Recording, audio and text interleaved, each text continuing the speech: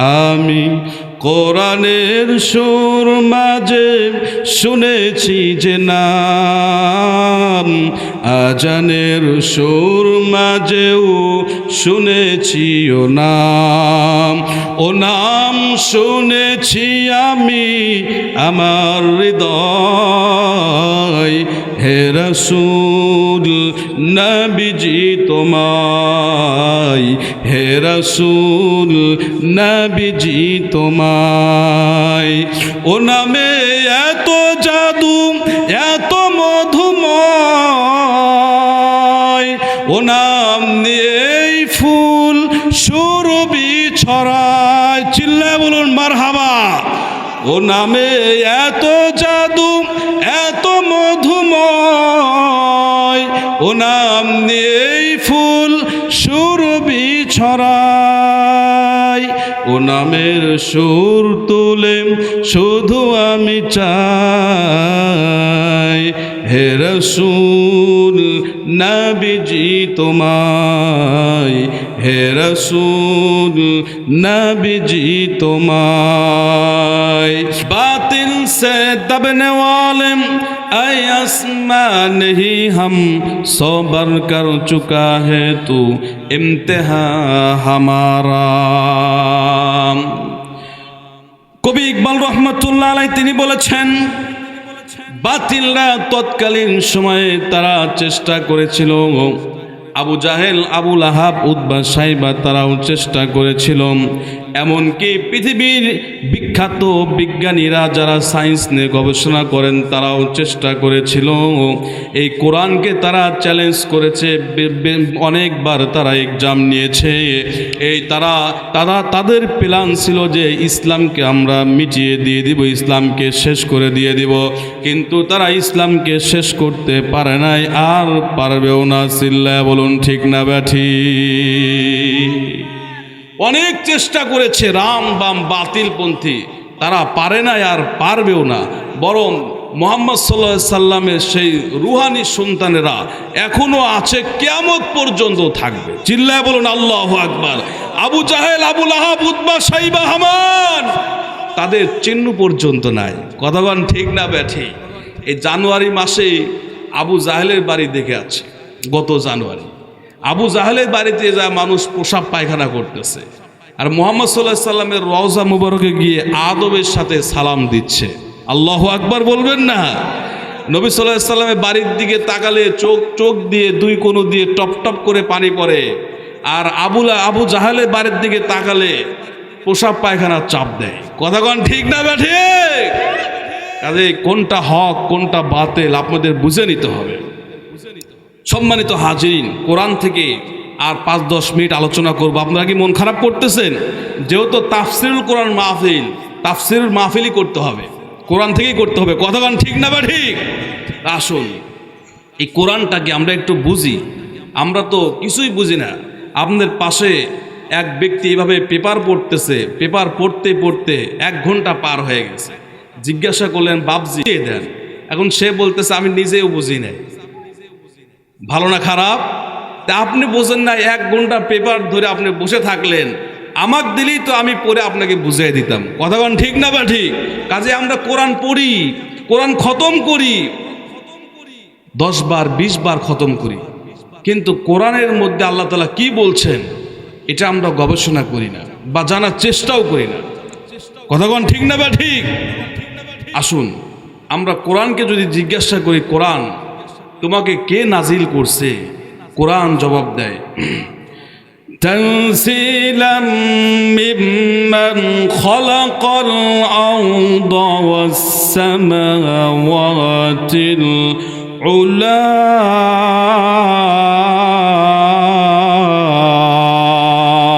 চিল্লায়া বলুন আল্লাহু আকবার।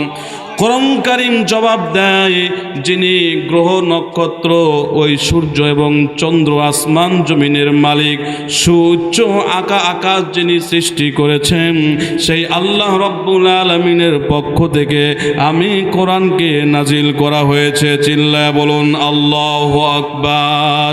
কোরআনকে যদি বলা হয় কোরআন, তুমি নাজিল হওয়ার পূর্বে তুমি কোথায় ছিলে বা তোমার বাড়ি বা কোথায়? কোরআন জবাব দেয়, বাল হুয়া কুরআনুম মাজিদু ফি লাওহিম মাহফুজ। চিল্লায় বলুন আল্লাহু আকবার। কোরআন জবাব দেয়, বাল হুয়া কুরআনুম মাজিদ, বাল হুয়া কুরআনুম মাজিদ, বরং আমি হলাম সম্মানিত কোরআনুল কারীম ফি লাওহিম মাহফুজ, যা একটা ফলকের মধ্যে আল্লাহ রব্বুল আলামিন লিপিবদ্ধ করে রাখছেন। চিল্লায় বলুন মারহাবা। কোরআনকে যদি বলা হয় কোরআন, তুমি কার উপরে নাজিল হয়েছ? কোরআন সুন্দর করে জবাব দেয়, ওয়া আমানু বিমা নুজিলা আলা মুহাম্মাদ ওয়া হুয়াল হাক্কু মির রাব্বিহিম। কোরআন জবাব দেয়, ওই বিষয়ের উপর তোমরা ঈমান আনো যে বিষয়টি, যে কোরআনুল কারীম আল্লাহ রব্বুল আলামিন মুহাম্মাদের উপর নাজিল করেছেন। চিল্লায় বলুন মারহাবা। অন্য আয়াতে এসেছে, তাবারাকাল্লাযী নাযালাল ফুরকানা আলা আবদিহি লিয়াকুনা লিল আলামিনা নাযীরা। চিল্লায় বলুন আল্লাহু আকবার। তাবারাকাল্লাযী, অতি মহান, অতি মহামহিময়, আল্লাযী নাযালা ফুরকান আলা আবদিহি, তার বান্দার উপর ফুরকান নাজিল করেছেন।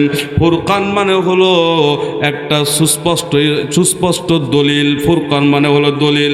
লিয়াকুনা লিল আলামিনা নাযীরা, কেন কোরআন নাজিল করেছেন? আল্লাহ রাব্বুল আলামিন পৃথিবীর জমিনে সতর্ককারী হিসাবে, সতর্কতা অবলম্বন করার জন্য এই কোরআন নাজিল করেছেন। চিল্লায় বলুন আল্লাহু আকবার। কোরআনুল কারীমকে যদি বলা হয় কোরআন, তুমি কোন মাসে নাজিল হয়েছ? কোরআন জবাব দেয়, শাহরু রমাদানাল্লাযী উনজিলা ফীহিল কুরআন। আল্লাহু আকবার। কোরআন জবাব দেয়, শাহরু রমাদানাল্লাযী উনজিলা ফীহিল কুরআন, রমজান মাস যাতে আমাকে আল্লাহ রব্বুল আলামিন নাজিল করেছেন। চিল্লায় বলুন মারহাবা। কোরআনকে যদি বলা হয় কোরআন, তুমি কোন রজনীতে নাজিল হয়েছ? কোরআন সুন্দর করে জবাব দেয়, ইন্না আনজালনাহু ফি লাইলাতিল কদর।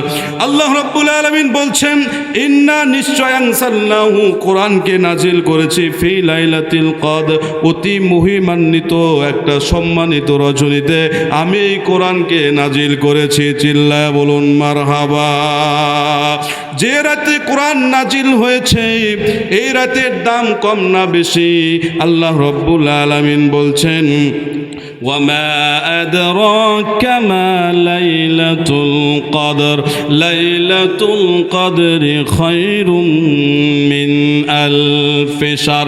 আল্লাহ রাব্বুল আলামিন বলছেন, যেই রজনীতে আমি কোরআনুল কারীম নাজিল করেছি, এই রাতের পাওয়ার, এই রাতের অফার এমন বড় আমি রব্বুল আলামিন দিয়ে দিলাম যে একটা রাত জেগে যদি আমার বান্দা বান্দিরা আমল করতে পারে, তাহলে হাজার হাজার মাস উপেক্ষা উত্তম আমলনামা আমি রব্বুল আলামিন দিয়ে দিব। চিল্লায় বলুন মারহাবা। কোরআনকে যদি বলা হয় কোরআন, তুমি কেন নাজিল হয়েছ, কি জন্যই বা দুনিয়াতে আল্লাহ রব্বুল আলামিন মানব জাতির উপর তোমাকে নাজিল করেছে?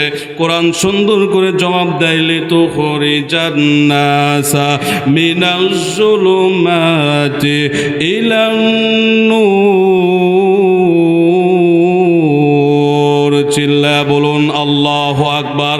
এই কোরআন জবাব দেয়, আমি তো নাজিল হয়েছি উদ্দেশ্য হলো একটা, লিতুখরিজান নাস, মানব জাতিকে মিনাজ জুলুমাতি, অন্ধকারাচ্ছন্ন থেকে বের করে ইলান নূর, আলোর দিকে নিয়ে যাওয়াই হলো আমার কাজ। চিল্লায় বলুন মারহাবা।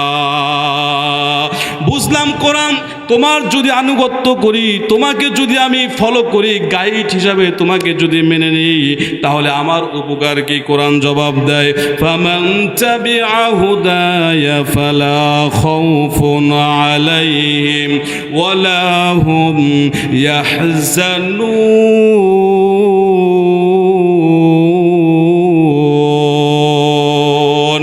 কোরআন জবাব দেয়, ফামান তাবিআ হুদায়া ফালা খাউফুন আলাইহিম। কোরআন জবাব দেয়, যে ব্যক্তি পরিপূর্ণ আস্থা এবং বিশ্বাসের সাথে আমাকে তাবে করলো, আমাকে অনুসরণ করলো, অনুকরণ করলো। আর এই কোরআন শুধু আমরা এমন অবস্থায় রেখেছি, আমাদের মনে হয় যে এই কোরআনটা একটা গেলাপের মধ্যে পেঁচাইয়া মোড়াইয়া বাড়ির তক্তার উপর রেখে দিই, মসজিদের উপর রেখে দিই, এখানেই আমরা শেষ করে দিই। কথা বলুন ঠিক না ব্যাঠিক? কিন্তু কোরআন জবাব দেয়, যে ব্যক্তি আমাকে অনুকরণ করবে, অনুসরণ করবে, ভালোবাসবে, আমি কোরআনকে শুধু তক্তা মসজিদই এখানেই রাখবে না, এখানেই সীমাবদ্ধ ইবাদত করবে না। আমি কোরআনকে যে ব্যক্তি সমাজে প্রতিষ্ঠিত করবে, যে ব্যক্তি রাষ্ট্রে প্রতিষ্ঠিত করবে এবং যে ব্যক্তি সংসদে প্রতিষ্ঠিত করবে, কোরআন জবাব দেয়, তাহলে তার লাভ কি?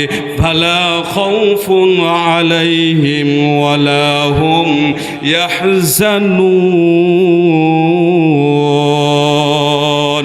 লা খাউফুন, তাদের কোনো ভয় ভীতি কিচ্ছু থাকবে না, ওয়ালা হুম ইয়াহজানুন, তারা কোনো দুশ্চিন্তা এবং টেনশনেও পড়বে না। চিল্লায় বলুন আল্লাহু আকবার। কি মনে হয় আপনাদের? কোরআন থেকে বলতেছি না গান বাজনার থেকে বলতেছি? কোথা থেকে বলতেছি? আলোচনা চলবে। ভাইরা বসে ওখানে দাঁড়াচ্ছেন কেন? বসেন। আর ওই অবস্থাকে একটু সামনে আসেন, একটু জিকির করেন লা ইলাহা। পিছনে ভাইরা একটু সামনের দিকে আসেন ভাই, ছত্রভাবে বসে না থেকে একটু একত্রিত হয়ে আসেন, একটু কষ্ট করে দাদা আসেন প্লিজ, একটু আসেন একটু সামনের দিকে। লা ইলাহা, আরো জোরে লা ইলাহা ইল্লাল্লাহ, লা ইলাহা, জোরে জোরে লা ইলাহা, লা ইলাহা, আরো জোরে লা ইলাহা, সুবহানাল্লাহ ওয়ালহামদুলিল্লাহ লা ইলাহা। বহু দূরে মদিনা, আমার সাথে বলতে পারবেন? একটু জবানটা খোলেন। বহু দূরে মদিনা, আমরা কেমনে যাব জানি না। দয়ার আল্লাহ দয়া করো, দয়ার আল্লাহ দয়া করো, মোদের দিলের বাসনা। লা ইলাহা, জোরে জোরে লা ইলাহা, আরো জোরে লা ইলাহা। আরে সেজদা করিব না গায়রুল্লাহ, সেজদা করিব না গায়রুল্লাহ, সেজদা করিব এক আল্লাহ। লা ইলাহা, লা ইলাহা, লা ইলাহা ইল্লাল্লাহু মুহাম্মাদুর রাসূলুল্লাহ। বলুন সাল্লাল্লাহু আলাইহি ওয়াসাল্লাম। আপনাদের অবস্থা তো তেমন। একটা গল্প বলে আবার আলোচনা শুরু করব। ওই পিছনে সোনার ভাইরা আসো না, সামনে আসো বাবা, তোমাদের চেহারা দেখি। আসো আসো, একটু আসো প্লিজ, আসো আসো। হ্যাঁ মাশাআল্লাহ, আসো আসো, সবচেয়ে সামনে আসো, একদম সামনে কাতারে আসো, সামনে কাতারে। মানে শীত তো পড়ে নাই।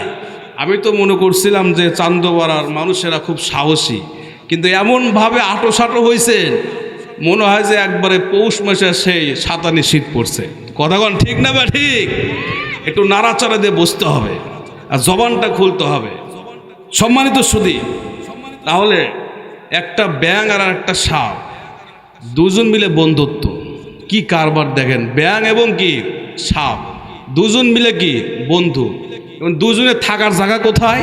পানির মধ্যে। কথাগণ ঠিক না বা ঠিক? দুজনে পানি, একটা হলো পানি সাপ আর একটা হলো ব্যাঙ। তো যখন পুকুরের পানি দেখবেন আবদ্ধ পানি, প্রচণ্ড ঠান্ডা হয়, এই ব্যাঙ আর সাপ পানির মধ্যে থাকতে পারে না। কথাগণ ঠিক না বা ঠিক?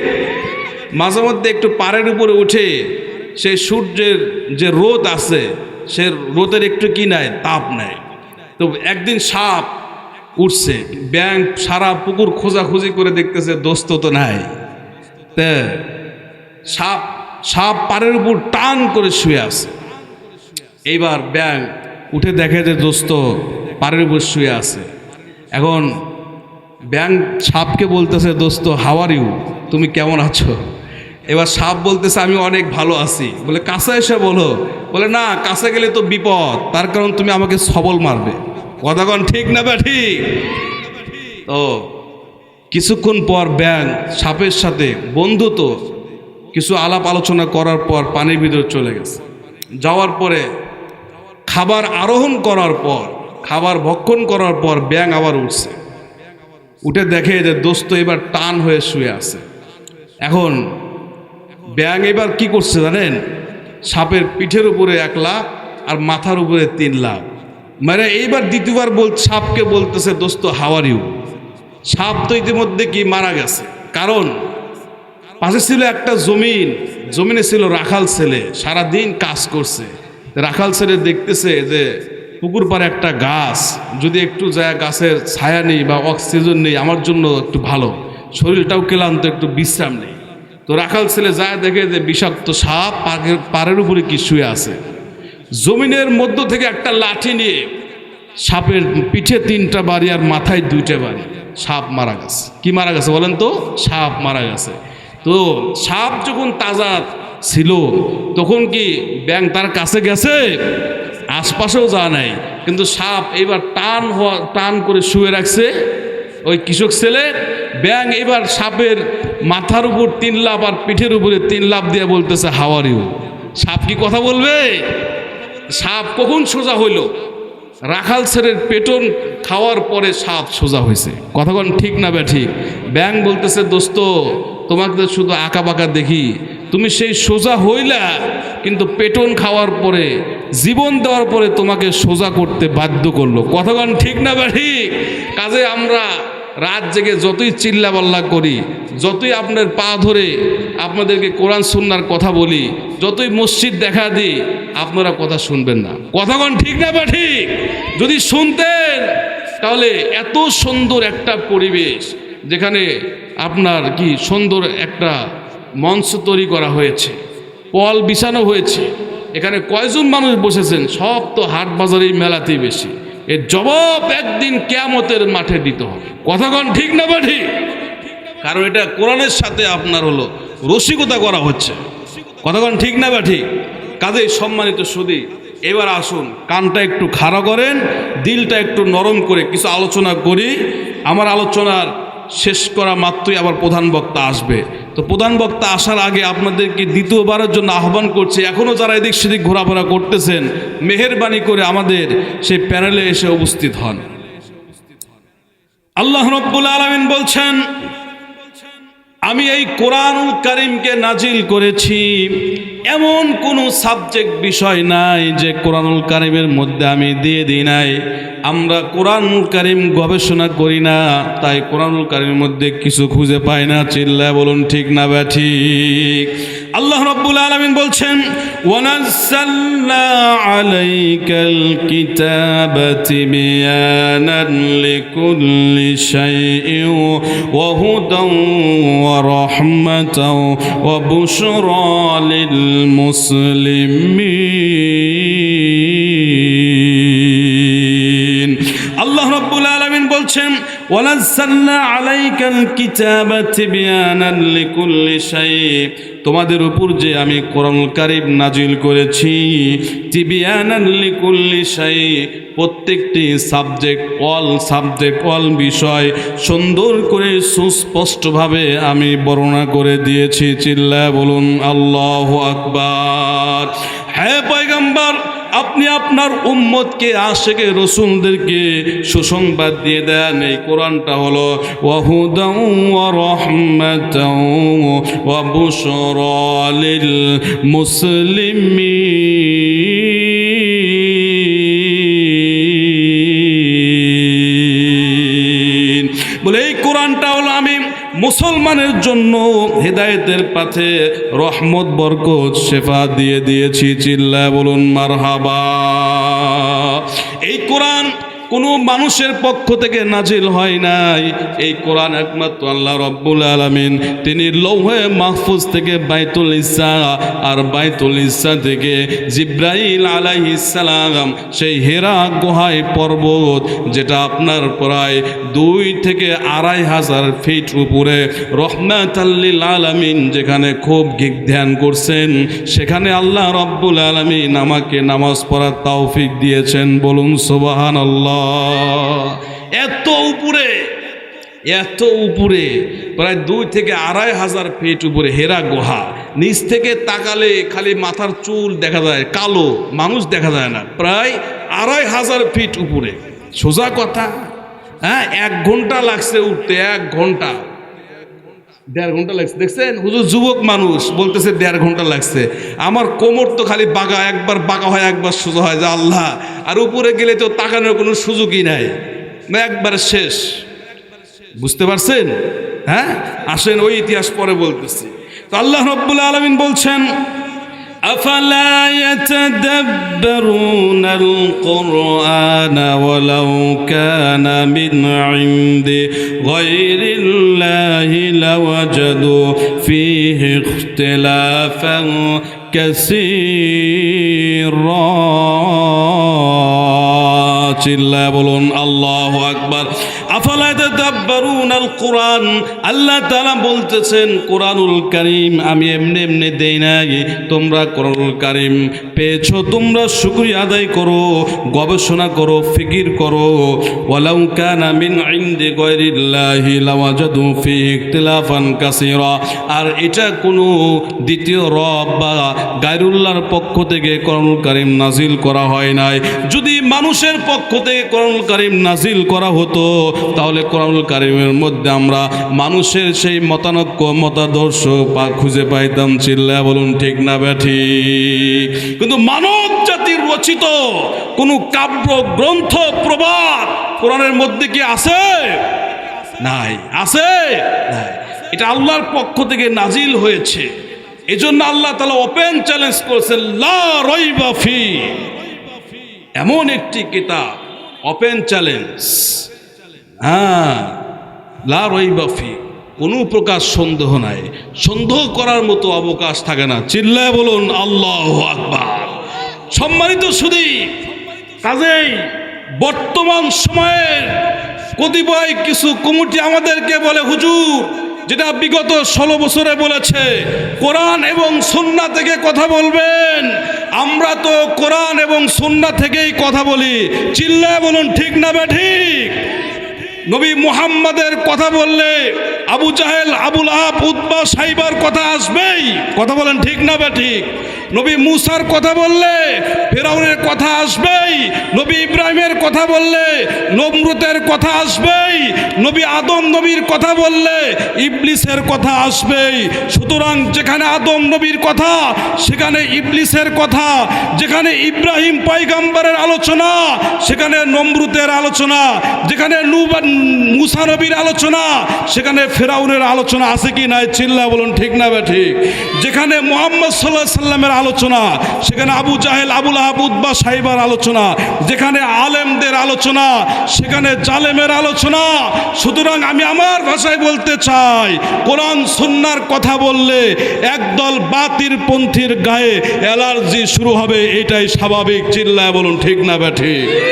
সম্মানিত সুধী, তাম পৃথিবীর আজকের মুসলমানের যে অবস্থা, অন্য অন্য জাতি এত নির্যাতিত নিপীড়িত নয়। চিল্লায় বলুন ঠিক না বেঠিক?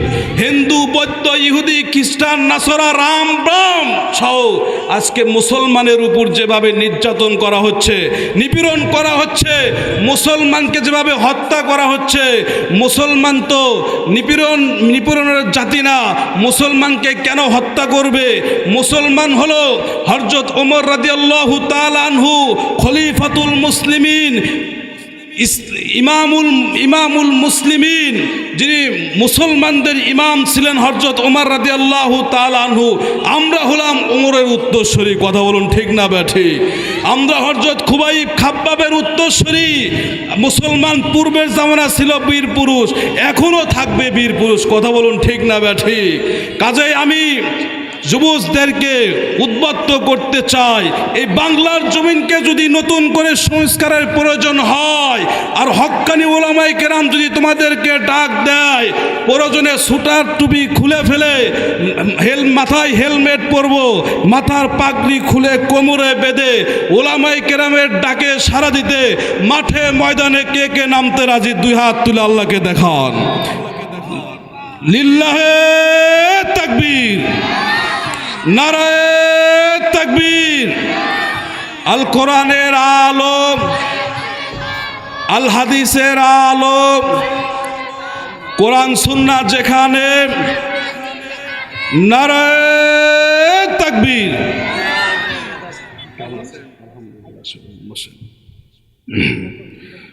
মুসলমান ইমানদার আল্লাহর গোলাম, কথাগুলো খুব খেয়াল করে শুনবেন। আমার রব্বুল আলামিন বলছেন, ইন্না নাহনু নাযালনা যিকরা ওয়া ইন্না লাহু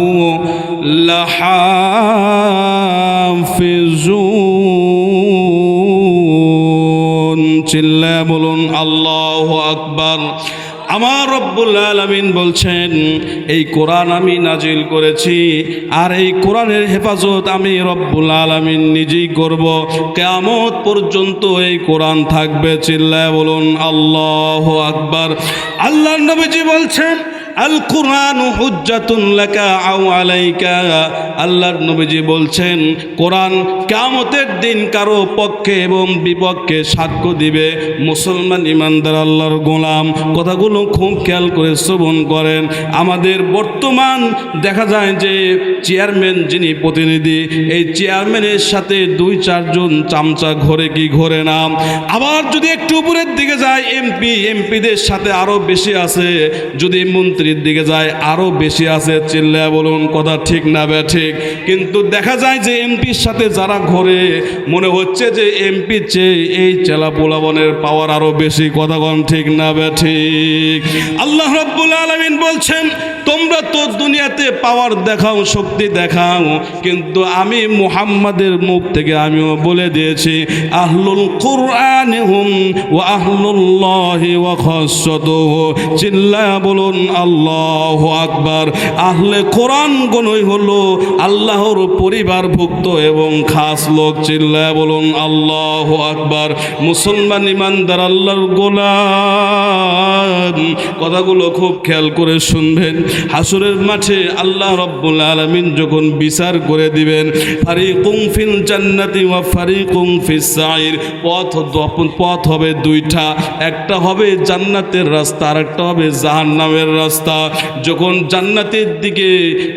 জান্নাতের দিকে আশিকের রাসূল, আল্লাহর ভিআইপি বান্দা এবং বান্দিরা চলে যাবে, জিবরাইল আলাইহিস সালাম যখন একটু পরিচয় জানতে যাবে, মান আনতা, তুমি কে? তিনি বলবে যে আমি ছিলাম অমুক প্রাইম মিনিস্টারের লোক। এরপরে বলবে তুমি কে? বলে আমি মেম্বারের লোক। বলে এরপরে বলবে তুমি কে, তোমার পরিচয় কি? এই বুড়া মানুষ সাদা দাড়িওয়ালা এই ব্যক্তি জিবরাইলকে বলবেন যে আমি হলাম হাফেজে কোরআনের আব্বা। চিল্লায়া বলুন আল্লাহু আকবার। জিবরাইল আলাইহিস সালাম তিনি এই বেচারাকে দেখে ডাক দে বলবেন, বাবাজি আপনাকে আমি খুঁজতেছিলাম, আপনাকে আমি অন্বেষণ করতেছিলাম, আসেন আসেন আপনার জন্য একটা সেই জান্নাতের বড় মুকুট আমি ধরে আছি, আপনি মাথাটা আমার কাছে দেন। আর জিবরাইল আলাইহিস সালাম সেই হাফেজে কোরআনের বাবাকে জান্নাতের একটা মুকুট পরায়া দিবেন। চিল্লায় বলুন আল্লাহু আকবার। সম্মানিত সুধী, এজন্য আমি বলি যে আপনারা অনেকে 40 বছর 30 বছর নামাজ পড়েন, সূরা ফাতিহার তো অর্থ তো দূরের কথা, সামি আল্লাহু লিমান হামিদা রব্বানা লাকাল হাম, এরপরে সুবহান রাব্বিল আযীম, এর অর্থ যদি ধরি তাও পারবেন না। কতক্ষণ ঠিক না ঠিক? শুদ্ধ তো নাই, অর্থ আরও নাই। কাজেই আমরা যারা এখনো কোরআন হেফজ করতে পারি নাই, এটা সবচেয়ে বড় দুঃখজনক বিষয়। কারণ আমরা টাকার জোর আছে, দুনিয়াতে 5 তলা বানায় 3 তলা বানায়, এই 5 তলা 3 তলা মুহূর্তের মধ্যে শেষ। ফিলিস্তিনের দিকে তাকান, হ্যাঁ, তাদের 10 তলা বাড়ি 1 ঘন্টার মধ্যে শেষ। কিন্তু কিয়ামতের মাঠে যখন জান্নাত উপস্থাপন করা হবে, জিবরাইল আলাইহিস সালাম বলবেন একটা করে আয়াত পড়ো আর 1 তলা গলে উঠতে থাকো। কি বুঝতেছেন বাবা? কই সুবহানাল্লাহ তো বলেন না। হ্যাঁ, আল্লাহ তাআলার পক্ষ থেকে ঘোষণাকারী বলবেন যে একটা আয়াত পড়ো 1 তলা করে ওঠো। যে কোরআনের হাফেজ, কোরআনের মধ্যে যতগুলো আয়াত আছে তার সর্বোচ্চ আসনে স্থান পাবে। চিল্লায় বলুন আল্লাহু আকবার। এই জন্য আপনাদেরকে অনুরোধ করি যে কমাস কম 10টা সূরা মুখস্থ করার প্রয়োজন আছে কি নাই? আছে কি নাই? একজন হাফেজে কোরআন যখন সর্বোচ্চ শিখরে থাকবে আর আমরা যখন নিচে থাকবো, আফসোস হবে কি হবে না? কথা বলেন। কাজে আমরা কোরআন শরীফ বেশি বেশি মুখস্থ করব। কথা বলেন ইনশা। সবাই বলেন ইনশা। এখন প্রশ্ন একটা, সেটা হলো যে আমাদের ইমাম সাহেব, ওনার কাছে আমরা বিশুদ্ধভাবে কোরআন তেলাওয়াত করব। কোরআনের হক 4টা। এই যে কোরআন থেকে এতক্ষণ আলোচনা করলাম, প্রায় 1 ঘন্টা শেষ। কোরআনের হক কয়টা বলেন তো? 4টা। তার 1 নাম্বার হলো বিশুদ্ধভাবে তেলাওয়াত, 2 নাম্বার অর্থ বুঝে তেলাওয়াত করতে হবে, 3 নাম্বার এই যে বিশুদ্ধ তেলাওয়াত, অর্থ বুঝে তেলাওয়াত অনুযায়ী জীবনকে গড়াইতে হবে। চিল্লায় বলুন আল্লাহু আকবার। 4 নাম্বার, আপনি যে জ্ঞান শিখলেন, বাল্লিগু আন্নি ওয়ালাউ আয়া, আল্লাহ রসুল বলছেন আমার কাছ থেকে যা শিখছো এটা অপরের নিকটে পৌঁছাও। খৈরুকুম মান তাআল্লামাল কুরআন ওয়া আল্লামা, সেই শ্রেষ্ঠ ব্যক্তি যে নিজে কোরআন শিখলো এবং অপরের নিকটে পৌঁছায় দিল। চিল্লায় বলুন আল্লাহু আকবার। কাজেই আমাদের শেখা, এখন একটা হরফ উচ্চারণ করতে গেলে মারির দাঁত একটাও থাকবে না। কথাগণ ঠিক না ঠিক? আমাদের নেক্সট প্রজন্মের নাতিপুতি যারা আছে তাদেরকে কোরআন শিক্ষা দিব। বলেন ইনশা আল্লাহ। আল্লাহ তাআলা বলছেন যে কোরআনের সহবতে যারা থাকলো, যারা কোরআনের স্পর্শ আসলো, সাহচর্যে আসলো, যারা ওলামাই কেরামকে মহাব্বত করলো, ওলামাই কেরাম যারা তলেবে ইলমকে টাকা পয়সাতে হেল্প করলো, তাদেরকেও মাফ করা হবে। চিল্লায় বলুন আল্লাহু আকবার। খলিফাতুল মুসলিমিন, আমিরুল মুমিনিন, যিনি অর্ধ পৃথিবী শাসন করেছেন, মুসলমান ইমানদার আল্লাহর গোলাম, কথাগুলো খুব খেয়াল করে শ্রবণ করেন। হযরত ওমর রাদিয়াল্লাহু তাআলা আনহু যখন সফরে যাইতেন, সফর থেকে যখন বাড়ির দিকে চলে আসতেন, সর্বপ্রথম বাড়িতে নক করার পর বিবির দিকে তাকান নাই, সলপলের দিকে তাকান নাই, সর্বপ্রথম ওয়াশরুমে গিয়ে সুন্দর করে নতুন ওযু করতেন। নতুন ওযু করার পর সেই আপনার টেপা থেকে একটা কোরআন নিয়ে কোরআন খুলে পড়ছেন। আর-রহমানু আল্লামাল কুরআন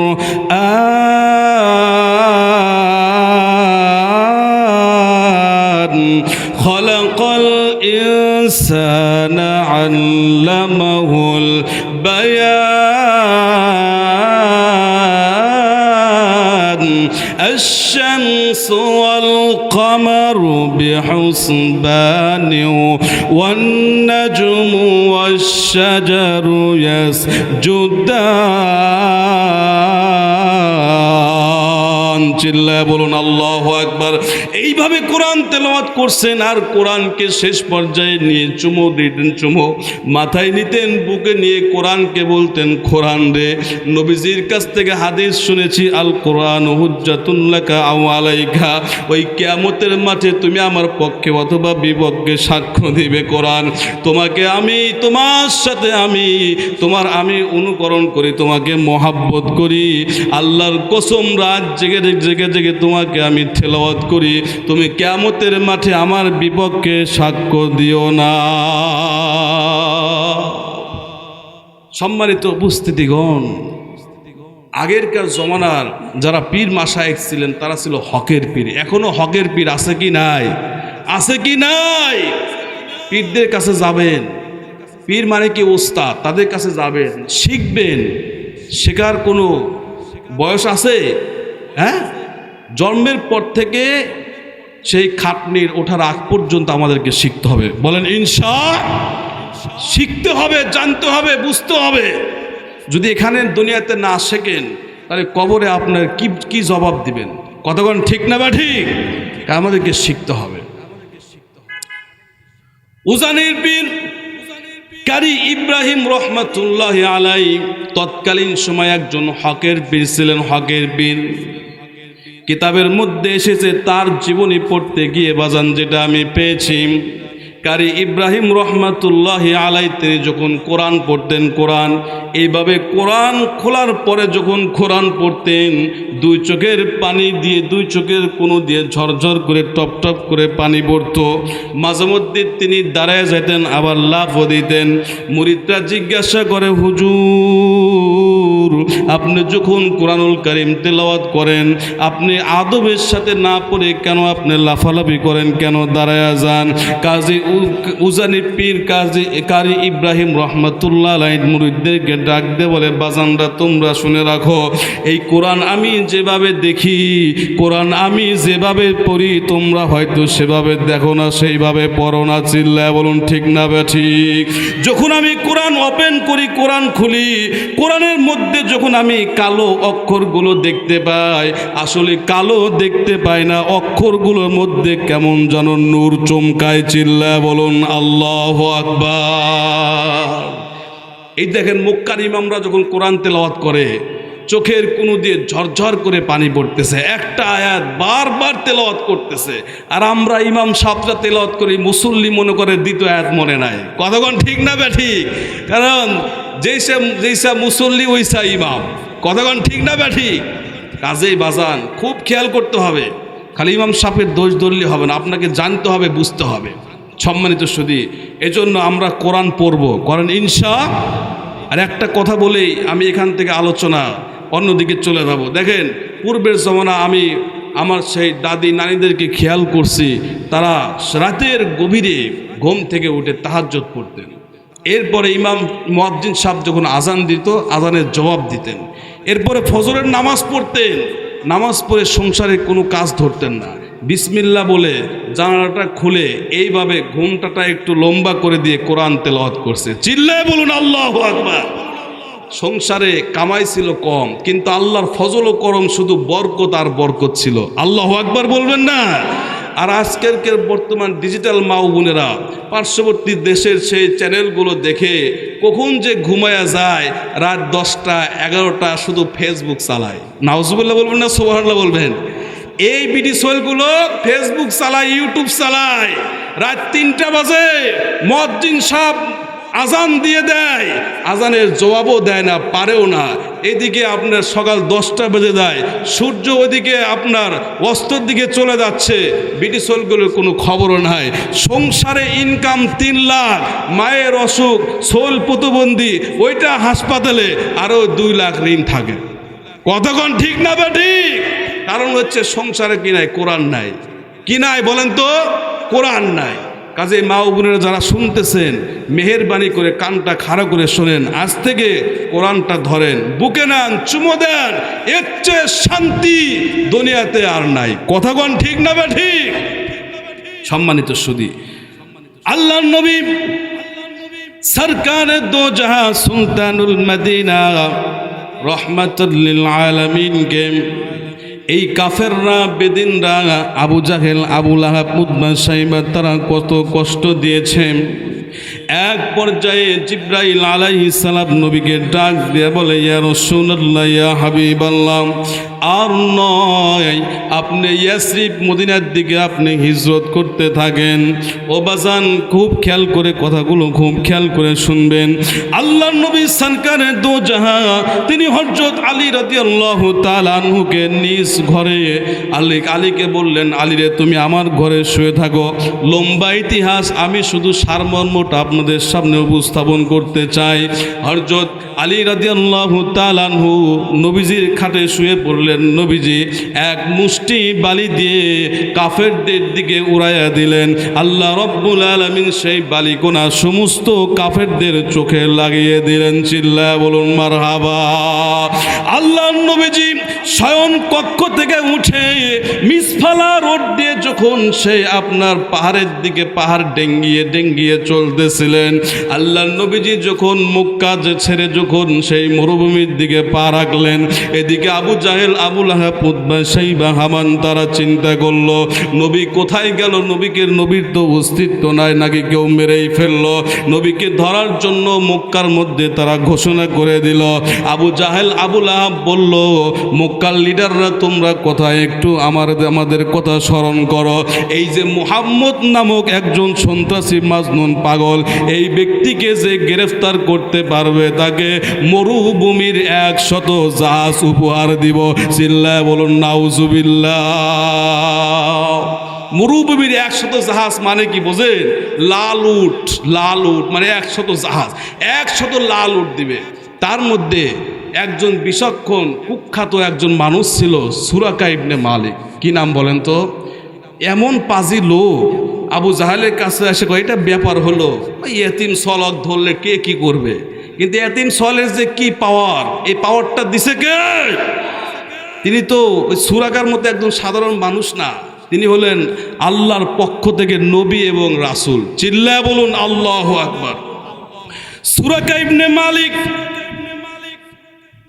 যখন নবীকে অ্যাটাক করার জন্য একটা তেজি ঘোড়া নিয়ে মরুভূমির প্রান্তরে চলতে লাগলো, সুরাকা ইবনে মালিকের মেধা কত চৌকাস দেখেন। তিনি নবীজির পায়ের সেই বালুর ছাপ দেখে দেখে নবীকে ধরার জন্য চলে যায়। এক পর্যায়ে সংক্ষিপ্ত করে বলতে চাই বাজান, এক পর্যায়ে যখন নবীজির ঘোড়ার নিকটবর্তী হয়ে যায়, সিদ্দিক আকবর রাইসুল মুফাসসিরিন হযরত আবু বকর রাদিয়াল্লাহু তাআলা আনহু ডাক দিয়ে বলে, ইয়া রাসূলুল্লাহ, ইয়া হাবিবাল্লাহ, ওই যে সুরাকা ইবনে মালিক কুখ্যাত একজন সন্ত্রাসী আপনাকে হত্যা করার জন্য দেখেন আমাদের পিছে তারা ছুটে আসতেছে। আল্লাহ নবী ডাক দিয়ে বলে, পিছনে কে ভালো করে দেখো। নবীজি যখন পিছন দিকে তাকাইছে, নবীজির নূর চেহারার মধ্যে চোখের মধ্যে এমন নূর আল্লাহ তাআলা দান করছেন। নবীজি যখন সুরাকার দিকে একবার পিছনের দিকে তাকাইছে বাজান, সুরাকার ঘোড়ার 4টা পা জমিনে দাবায়া গেছে। চিল্লায়া বলুন সুবহানাল্লাহ। সুরাকা ডাক দেয়া বলে, প্রথমবারের জন্য আমাকে মাফ করে দেন, আমার তো ভুলই হয়েছে। নবী কয়, যা মাফ করে দিলাম। সুরাকার ঘোড়া যখন উঠছে, সুরাকার চিন্তা 100 লাল উট। চিল্লায় বলে নাউজুবিল্লাহ মিন যালিক। 100 লাল উট, কি লোভ! লোভে পাপ, পাপে কথা কন না কা, লোভে পাপ, পাপে। আমি কোরআনের সুর মাঝে শুনেছি যে নাম, আজানের সুর মাঝেও শুনেছি ও নাম। আমি কোরআনের সুর মাঝে শুনেছি যে নাম, আজানের সুর মাঝেও শুনেছি ও নাম। ও নাম শুনেছি আমি আমার হৃদয়, হে রাসূল নবীজি তোমায়, হে রাসূল নবীজি তোমায়। ও নামে এত জাদু, এত মধুময়, ও নাম নিয়েই ফুল সুরভি ছড়ায়। চিল্লায় বলুন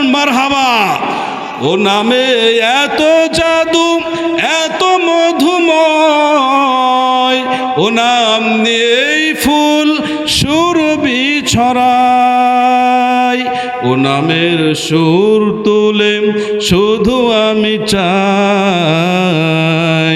হে রাসূল নবীজি তোমায়, হে রাসূল নবীজি তোমায়। সুরাকা ইবনে মালিক যখন তার ঘোড়ার পা যখন জমিন থেকে উঠে গেল, সুরাকা ইবনে মালিক আবার নবীজির পিছে ছুটলেন। নবীজি দেখতেছেন, সুরাকা ইবনে মালিক দেখতেছেন অনেক মাইল অতিক্রম করে গেছে। এই তেজি ঘোড়া এমন জোরে আঘাত করলো, মুহূর্তের মধ্যেই নবীজির কাছে যখন পৌঁছায় গেল, আবু বকর রাদিয়াল্লাহু তাআলা আনহু নবীকে ডাক দিয়ে বলে, ইয়া রাসূলুল্লাহ, ইয়া হাবিবাল্লাহ, আর বরদাস্ত করা যায় না। ওই যে বদমাইশ যদি ওখান থেকে বল্লম নিক্ষেপ করে তাহলে আমি আপনি শেষ হয়ে যাবে, আর শেষ হয়ে যাব। আল্লাহর নবীজি বললেন, লা তাহজান ইন্নাল্লাহা মা'ানা। চিল্লায় বলুন আল্লাহু আকবার। কেউ যদি না থাকে, নবীর সাথে আছেন কে? চিল্লায় বলুন কে? আল্লাহ আছেন। আল্লাহর নবীজি দ্বিতীয়বারের মতো সুরাকা ইবনে মালিকের দিকে যখন তাকাইলেন, এইবার সুরাকা ইবনে মালিকের দুইটি ঘোড়ার পা প্যারালাইসিস হয়ে গেছে। চিল্লায় বলুন মারহাবা। নবী ডাক দিয়ে বলে, সুরাকা, তুমি এত বড় খারাপ, আমি কে তুমি আমাকে চিনলা না? আমাকে চিনলা না? আমি যে একজন পয়গাম্বার, তুমি কি জানো? তুমি জানো? সুরাকা বলে, ইয়া রাসূলুল্লাহ, ইয়া হাবিবাল্লাহ, আমি জানি। এইবারের জন্য আপনি আমাকে মাফ করে দেন। নবীজি বলেন, যা, মাফ করে দিলাম। এইবার উঠেই সুরাকা ইবনে মালিক আবার ওই কথা মনে হয়ে গেল, 100 লাল উট। চিল্লায় বলেন নাউযুবিল্লাহি মিন যালিক। লোভে পাপ, পাবে মৃত্যু। আবার ধাওয়া করলো। আল্লাহর নবীজি বললেন, সুরাকা, আমি যদি নবী না হয়ে অন্য কেউ হতাম, 7 জমিনের নিচে তোকে দাফন করে দিতাম, কিন্তু আমি তো আল্লাহর পক্ষ থেকে প্রেরিত রাসূল। চিল্লায় বলুন আল্লাহু আকবার। তুমি কি চাও? সুরাকা বলল, ইয়া রাসূলুল্লাহ, ইয়া হাবিবাল্লাহ, আপনাকে আমি মাফ করে দিলাম। কথা বলেন নাউযুবিল্লাহি মিন যালিক। সুরাকা মাফ করলো না নবী মাফ করে দিল? নবী তাকে মাফ করে দিল। আর সুরাকা বলতেছে, এই যে আপনাকে ধরলাম না, মারলাম না, এই জন্য আমাকে কিছু দেন। আল্লাহ নবী, তিনি তো দয়াল নবী, তিনি তো রহমাতাল লিল আলামিন, জগৎবাসীর জন্য রহমত। সুরাকাকে বললেন, তুমি কি চাও? তুমি কি চাও? বলে, আবু জাহেল আমাকে 100 লাল উট দিবার চাইছে, আপনি কিছু দেন। বলে, আমি এই দুনিয়াত কিছু দিব না, তবে আমি তোমাকে ওয়াদা দিয়ে গেলাম, সেই পারস্যের সম্রাটের মাথার মুকুট তোমার মাথায় একদিন আমার খলিফা পরিয়ে দিবে। চিল্লায় বলুন আল্লাহু আকবার। আল্লাহর নবীজি যখন মক্কার জমিন থেকে যখন ইয়াসরিবের দিকে হিজরত করে গেলেন, বাজান মুসলমান ইমানদার আল্লাহর গোলাম, কথাগুলো খুব খেয়াল করে শুনবেন। আল্লাহর নবীজি যখন হিজরত করে মদিনার দিকে চলে যায়, এক পর্যায়ে মদিনাতে যখন নবীজি দিন প্রতিষ্ঠিত করার জন্য অনেক যুদ্ধ করেছেন, সেটা আপনারা জানেন। বিশেষ করে মদিনা মসজিদের নববী থেকে হযরত ইমাম বুখারী রহমাতুল্লাহ আলাইহি একটা মসজিদ আছে। ইমাম সাহেব ঠিক আছে না? ইমাম বুখারী রহমাতুল্লাহ একটা মসজিদ, সেই মসজিদের পাশে উহুদ পাহাড়। কি পাহাড় জোরে বলেন? সেই উহুদ পাহাড়ের উপরে আল্লাহ রব্বুল আলামিন আমাকে ওঠার তৌফিক দিয়েছেন। চিল্লায় বলুন মারহাবা। টাকা খালি চৌকির নিচে রাখবেন আর এগুলো দেখবেন না। হ্যাঁ, কিছু খরচ করেন দিনের রাস্তায়, নবীজির রওজার সামনে যে যদি সালাম দিতে পারেন, এই সালামের উসিলা আল্লাহ তাআলা আপনার তামাম জীবনের গুনাহ খাতা মাফ করতে পারেন। কথা বলেন সুবহানাল্লাহ। সম্মানিত সুধী, এই জন্য ওই দিকে টাকা খরচ করার দরকার আছে কি নাই? কথা বলেন আছে কি নাই? সেই উহুদের ময়দানের একটা ঘটনা, ছোট্ট ওয়াকে আমি বলতে চাই বাজান, আপনারা কি শুনতে চান? শুনতে চান? উহুদের ময়দানটা হলো নবীজির চাচা হযরত আমির হামজা, যাকে বলা হয় সমস্ত শহীদদের সর্দার। চিল্লায় বলুন আল্লাহু আকবার। হুজুরের চাচা আমির হামজা যেখানে শুয়ে আছেন উহুদের ময়দান। সম্মানিত উপস্থিতিগণ, সামান্য কিছু ভুলের কারণে ইসলামের ব্যাপক ক্ষতি হয়েছে। যদিও শেষবারে ইসলামের বিজয় হয়েছে, চিল্লায় বলুন আল্লাহু আকবার। সামান্য কিছু ভুলের কারণে আল্লাহর নবীজি বললেন, এই যে ছোট্ট পাহাড়, এই পাহাড়ের যে গুহা গেছে, তোমরা এখানে দাঁড়িয়ে থাকো। কিন্তু কাফেররা তারা চালাকি করার পরে কয়েকজন সাহাবী তার নবীজির আদেশকে অমান্য করে গনিমতের মালকে তারা কি করতে লাগলো, সংরক্ষণ করতে লাগলো। পিছন থেকে কাফেররা এসে তাদেরকে ধাওয়া দিয়ে আক্রমণ করছে। আল্লাহর নবীজি সরকারে দো জাহান সুলতানুল মদিনা আফতাবে নবুয়াত রহমাতাল লিল আলামিনকে একজন দুষ্ট কাফের এমন ভাবে তীর মারছে, সরাসরি তীরটা এসে নবীজির হেলমেটে লেগে নবীজির হেলমেটটা চূর্ণ বিচূর্ণ হয়ে গেছে। বলুন নাউজুবিল্লাহ। নবীজির একজন বিশিষ্ট সাহাবী আবু কাতাদা রাদিয়াল্লাহু তাআলা আনহু, তিনি যখন এই দৃশ্যটা দেখলেন বাজান, একবার নয় দুইবার নয়, কয়েকজন সাহাবীকে নিয়ে সুন্দর করে নবীকে বেষ্টন করে রাখলেন। আবু কাতাদা রাদিয়াল্লাহু তাআলা আনহু তিনি বর্ণনা করেন, আর এই কথাগুলো কোথায় থেকে বলতেছি বাজান, আমার কোনো বানোয়াট কেচ্ছা কাহিনী বলতেছি না। আর রাহিকুল মাখতুম একটি নির্ভরযোগ্য একটি গ্রন্থ, যেখানে নবীজির সিরাতের কথাগুলো যেখানে বিস্তারিতভাবে তুলে ধরা হয়েছে। চিল্লায় বলুন মারহাবা। আর রাহিকুল মাকতুম কিতাবের মধ্যে লেখক লেখেন, হযরত কাতাদা রাদিয়াল্লাহু তাআলা আনহু সহ কয়েকজন সাহাবী নবীকে বেষ্টন করে রাখছেন। আর সেই কাফের বেঈমান ইহুদি নাসারা খ্রিস্টানরা তারা নবীকে চতুর্দিক থেকে তীর মারতেছে। এক পর্যায়ে যখন যুদ্ধ শেষ হয়ে যায়, কাফেররা পলায়ন করে, মুসলমানদের বিজয় হয়ে যায়। নবীজি সমস্ত সাহাবীকে ডাক দেয়, বলে হে আসহাবগণ, তোমরা শুনে নাও, যদি জীবন্ত শহীদকে দেখতে চাও তাহলে আমার সাহাবী হযরত কাতাদার দিকে তাকায়া দেখো। চিল্লায় বলুন আল্লাহু আকবার। হযরত কাতাদা রাদিয়াল্লাহু তাআলা আনহু আল্লাহর নবীকে ডাক দিয়ে বললেন, ইয়া রাসূলুল্লাহ, ইয়া হাবিবাল্লাহ, আমি কিচ্ছু চাই না, তবে দুনিয়াতে আমি যদি বাঁচতে চাই আর আল্লাহ যদি আমাকে হায়াত দিতে চায়, তাহলে দেখেন ওই বদমাইশ কাফেররা আমাকে এমনভাবে তীর নিক্ষেপ করেছে আমার দিকে, আমার দুইটা চক্ষু ঝুলন্ত অবস্থায় আছে। আপনি আল্লাহর কাছে দোয়া করেন যেন আমার দুইটি চক্ষু আল্লাহ তাআলা পরিপূর্ণ সুস্থতা দান করেন, আর এই চোখ দিয়ে যেন আপনার নুরানি মুবারকের চেহারা দেখতে পাই। চিল্লায়া বলুন মারহাবা। আল্লাহর নবীজি সরকার দো জাহান তিনি আল্লাহ রাব্বুল আলামিনের কাছে দোয়া করলেন, মালিক, আমার সাহাবী আপনার সন্তুষ্টিয়ার্থে আমাকে সেভ করার জন্য আমার সাহাবী হযরত কাতাদা রাদিয়াল্লাহু তাআলা আনহুর গায়ে কতগুলো তীর নিক্ষিপ্ত হয়েছে, আমি কিচ্ছু চাই না, তবে আমাকে এতটুকুন ক্ষমতা দেন যেন কাতাদার চোখ আগের মতো ভালো হয়ে যায়। জিবরাইল আলাইহিস সালাম এসে আল্লাহর রসুলকে ডাক দিয়ে বললেন, ইয়া রাসূলুল্লাহ, ইয়া হাবিবাল্লাহ, আপনার পবিত্র সেই থুতু মুবারক এক ফোঁটা থুতু নিয়ে হযরত কাতাদা রাদিয়াল্লাহু তাআলা আনহুর চক্ষু দুইটা ধরেন আর স্বস্থানে লাগায়া দেন। আল্লাহর কসম করে বলতে চাই, আল্লাহ রাব্বুল আলামিন আগের চেয়েও পূর্ণতা সুস্থ দান করবেন। বলুন সুবহানাল্লাহ। পূর্ণ সুস্থ দান করবেন। নবীজি থুতু মোবারক সামান্য থুতু নিয়ে হযরত কাতাদা রাদিয়াল্লাহু তাআলা আনহুর দুইটি চক্ষু স্বস্থানে লাগায় দিলেন। কাতাদা রাদিয়াল্লাহু তাআলা আনহু বর্ণনা করেন, ইয়া রাসূলুল্লাহ, ইয়া হাবিবাল্লাহ, আমি আগে যেভাবে দেখতাম তার চেয়ে এখন বেশি দেখতেছি। সুবহানাল্লাহ বলবেন না? ও গো নবীর উম্মতেরা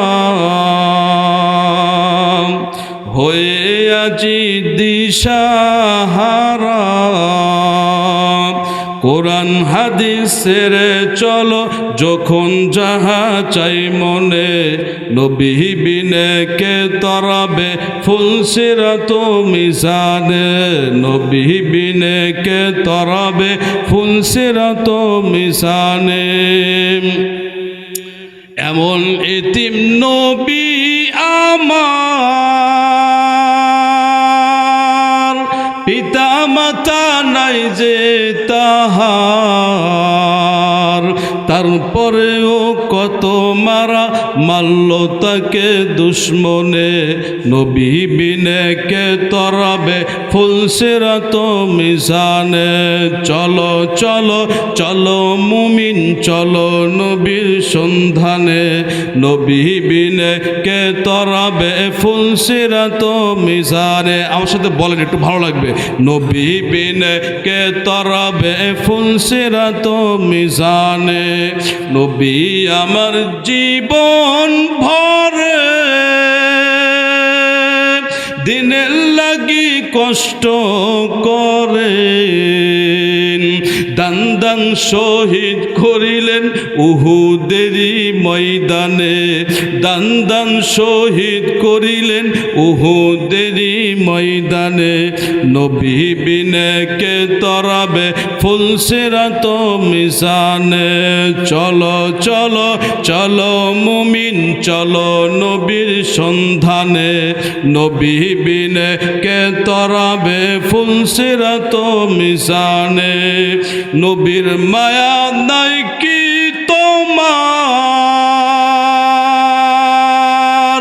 কেমনে দুঃখ দাও যে আবার। নবীর মায়া নাই কি তোমার, কেমনে দুঃখ দাও যে আবার। চলো চলো চলো মুমিন চলো নবীর সন্ধানে, নবী বিনে কে তরাবে ফুলসিরাত মিজানে। চিল্লায় বলুন মারহাবা। নবীকে মোহাব্বত করার দরকার আছে কি নাই? হ্যাঁ, আমি নবীকে ভালোবাসি, আমি নবীকে ভালোবাসি। সুন্নত পালন করে না একটা, নবীকে ভালোবাসি। উদ্দেশ্য খারাপ না ভালো? বিয়ে করছে শ্বশুর বাড়ি চেনে না, কথা কোন ঠিক না বা ঠিক? আসলে কি বিয়ে করছে? হ্যাঁ, বিয়ে না করে হুজুরের কাছে গেছে, বলতেছে হুজুর দোয়া করেন যেন আমার পুত্র সন্তান হয়। বলে নাউজুবিল্লাহ মিন যালিক। আগে তো বিয়ে করতে হবে, তারপরে সে পুত্র সন্তান হবে, কথা কোন ঠিক না বা ঠিক? আল্লাহর নবীজির ওফাতের পরে ইসলামের প্রথম খলিফা রাইসুল মুফাসসিরিন সিদ্দিক আকবর হযরত আবু বকর রাদিয়াল্লাহু তাআলা আনহু, মুসলমান ইমানদার আল্লাহর গোলাম, ওই জানুয়ারি মাসে উমরাতে গিয়ে নবীজির পাশে আবু বকরের কবর। আমি আবু বকরকে সালাম দিলাম। আবু বকর রাদিয়াল্লাহু তাআলা আনহুর শাসন আমলে যখন ওয়াফাত হয়ে যায়, এরপরে আমিরুল মুসলিমিন খলিফাতুল মুসলিমিন হযরত ওমর রাদিয়াল্লাহু তাআলা আনহু, তিনি প্রায় 10টি বছর শাসন করেছেন। হযরত ওমর রাদিয়াল্লাহু তাআলা আনহুর শাসন আমলে সেই পারস্যে যখন যুদ্ধ লেগে গেল, যুদ্ধ করতে করতে পারস্য যখন চূর্ণ বিচূর্ণ হয়ে যায়, সাহাবায়ে কেরাম ডাক দেয়া বলে, ওমর রে, আজকে পারস্য স্বাধীন হয়েছে, এই যে পারস্য সম্রাটের কিছু গনিমতের মাল আপনার কাছে নিয়ে এসেছি। ওমর রাদিয়াল্লাহু তাআলা আনহু ডাক দেয়া বলে, সাহাবায়ে কেরাম, এই মাল দিয়ে আমি কি করব? দেখো সেই পারস্যের সম্রাটের মাথার মুকুটটা আছে কিনা। একজন সাহাবী সেই পারস্যের সম্রাটের মাথার মুকুটটা হযরত ওমর রাদিয়াল্লাহু তাআলা আনহুর কাছে নিয়ে আসলো। হযরত ওমর রাদিয়াল্লাহু তাআলা আনহু ডাক দিয়ে বলে, সাহাবী রে, দেখতো সেই হযরত সুরাকা নামক ব্যক্তিটা দুনিয়াতে জীবিত আছে কিনা। একজন সাহাবী তার বাসায় চলে গেছে, বুড়া মানুষ, দাড়িগুলো পেকে গেছে, ইসলাম ধর্ম গ্রহণ করছে, কারণ নবীজি তার জন্য দোয়া করেছিল, গফরাল্লাহু তাবারাকা ওয়া তাআলা মা তাকদ্দামা মিন যামবিকা ওয়া মা তাআখার। চিল্লায়া বলুন আল্লাহু আকবার। হযরত নবীজি বিশ্ব নবী রাহমাতাল লিল আলামিন সুরাকার জন্য দোয়া করেছিল, সুরাকারে আল্লাহ তাআলা তোর আগের এবং পিছের সামনে ভবিষ্যতের সমস্ত গুনাহ খাতা আল্লাহ তাআলা তোকে মাফ করে দিক। চিল্লায়া বলুন মারহাবা। আল্লাহ রাব্বুল আলামিন তোকে দুনিয়া এবং সমস্ত আসমানি জমিনের সমস্ত বালা মুসিবত থেকে হেফাজত করুক। হযরত ওমর রাদিয়াল্লাহু তাআলা আনহু সেই সুরাকা ইবনে মালিককে দেখে পারস্যের সেই সম্রাটের মাথার মুকুটটা নিয়ে এসে সুরাকার মাথায় পরিয়ে দিল। আর সুরাকাকে ডাক দিয়ে বলল, সুরাকারে আপনি যখন আমার নবীকে মারতে গিয়েছিলেন, নবীজি ওয়াদা করছিল, নবীজির ওয়াদা কখনো খেলাফ হতে পারে না। চিল্লায় বলুন মারহাবা। আবু জাহেল, আবু লাহাব, উতবা, সাইবা তারা প্ল্যান করলো যে এই যে মুহাম্মদ নামক ব্যক্তি, তারা তো আমার কথা আর শোনে না, আমাদের কথার মানে না। কাজেই আবু জাহেল, আবু লাহাব, উতবা, সাইবা তৎকালীন সময়ে যারা মক্কার জমিনের শীর্ষ সন্ত্রাসীরা, তারা একটা বৈঠক করলো এই মুহাম্মদ নামক ব্যক্তিকে কিভাবে দুনিয়া থেকে চিরতরে দাফন করে দেওয়া যায়। আবু লাহাব, আবু জাহেল তারা অনেক চেষ্টা করলো কিন্তু পারল না। এক পর্যায়ে জাহেলি যুগের সময় সিরিয়ার প্রেসিডেন্ট ছিল মালিক, হাবিব ইবনে মালিক। কি নাম চিল্লায় বলুন? হাবিব ইবনে মালিক। আর রাহিকুল মাখতুম সকালেই পড়ছি, মোতালা করছি, যে ঘটনাটা আপনাদের কাছে কমন। হাবিব ইবনে মালিকের কাছে সুন্দর করে একখানা চিঠি লিখলো আর বলল যে মক্কার মধ্যে একজন শীর্ষস্থানীয় মরুভূমির সন্ত্রাস আছে, যাকে এখন যদি প্রতিহত করতে না পারি তাহলে ভবিষ্যতে আমাদের ধর্ম সব কিছুই তারা ভেঙে ফেলবে। এখন হাবিব ইবনে মালিক নবীকে মারার জন্য 12,000 অশ্বারোহী নিয়ে আছে। কত হাজার বলেন তো? 12,000 অশ্বারোহী সহ, অস্ত্র সজ্জ সব সহ নবীকে মারার জন্য। এদিকে আবু জাহেল, উতবা, সাইবা, হামান তারা মক্কার অদূরে আফতা নামক স্থানে তাদেরকে আহলান সাহলান জানার জন্য, সংবর্ধনা দেওয়ার জন্য যা কিছু নেওয়া দরকার সব কিছু নিয়ে গেছে। এখন আবু জাহেলকে পাশে বসে হাবিব ইবনে মালিক বলতেছে, দেখ মুহাম্মদ কোথায় আছে, নিয়ে আয়, তবে আগেই মারিস না, বিচারটা আমি করি। আল্লাহর নবীজি আর রাহিকুল মাখতুম কিতাবের লেখক বর্ণনা করেন, মুসলমান ইমানদার আল্লাহর গোলাম, কথাগুলো খুব খেয়াল করে দিল দিয়ে বুঝবেন। আর রাহিকুল মাখতুম লেখক লেখেন যে নবীজি ওই সময় হযরত আবু বকর, আম্মাজান হযরত খাদিজাতুল কুবরা রাদিয়াল্লাহু তাআলা আনহুকে নিয়ে সুন্দর করে ইসলাম প্রচারের জন্য একটা কৌশল অবলম্বন করার জন্য মিটিং চলতেছিল বাজান। ওই সময় কাফেররা অ্যাটাক করার পরে মুহাম্মদকে ডাক দে বলতেছে, হে মুহাম্মদ তাল। মুহাম্মদকে বলতেছে, ওঠো, তোমার সবাই শেষ, আসো। বলে কোথায় যাব? বলে আমাদের লিডার আছে, তোমার সাথে হ্যান্ডশেক করবে। বলে নাউজুবিল্লাহি মিন যালিক। আল্লাহর নবীজি সিদ্দিক আকবর রাদিয়াল্লাহু তাআলা আনহু নবীকে ডাক দিয়ে বললেন, পয়গম্বর, মনে হয় আপনাকে জমিনে আর বেঁচে রাখবে না, আপনাকে হয়তো তারা পরিকল্পিতভাবে হত্যা করবে।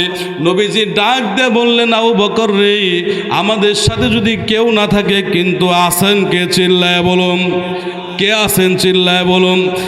আল্লাহ তাআলা যার সাথে আছেন তার কোনো চিন্তা ভাবনা টেনশন কিছুই থাকবে না। চিল্লায় বলুন মারহাবা। নবীজিকে হাত ধরে নিয়ে যায়।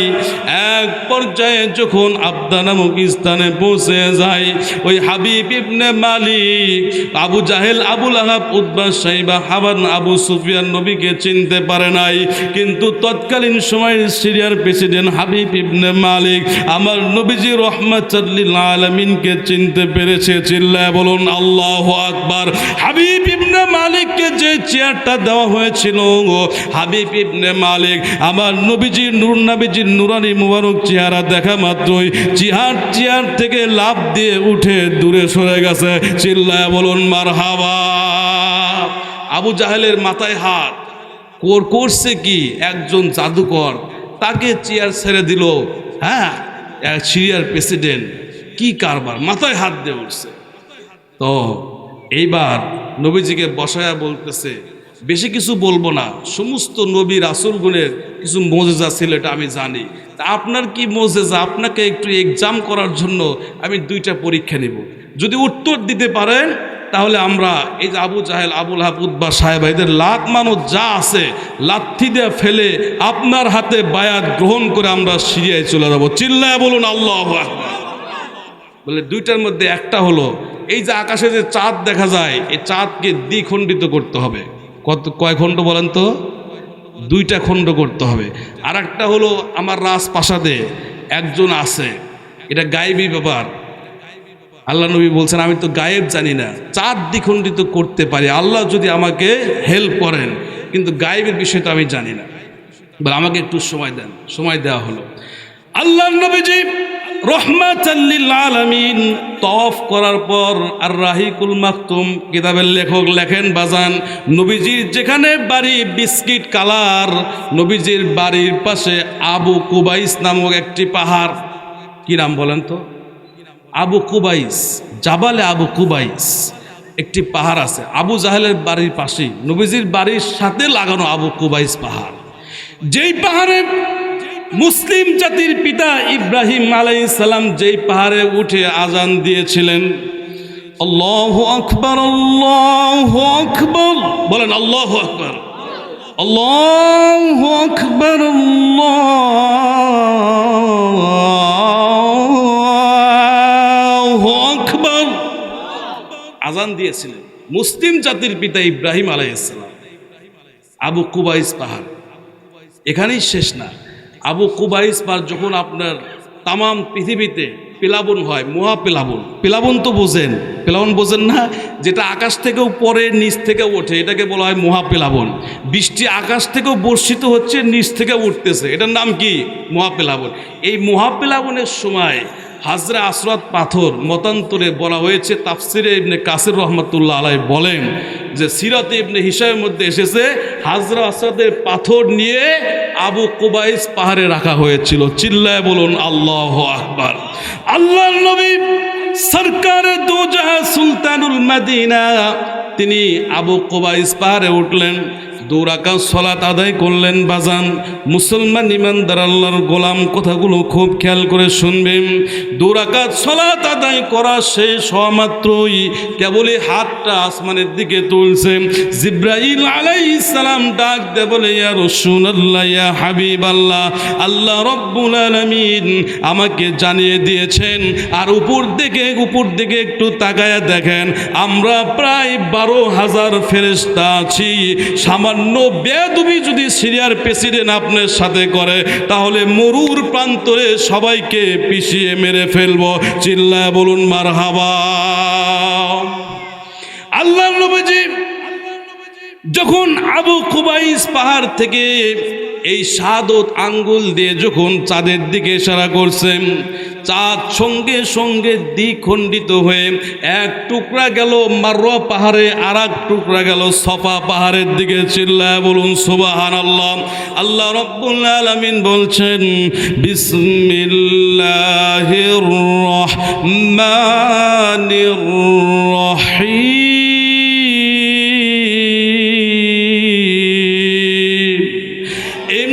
الصفا والمروة من شعائر الله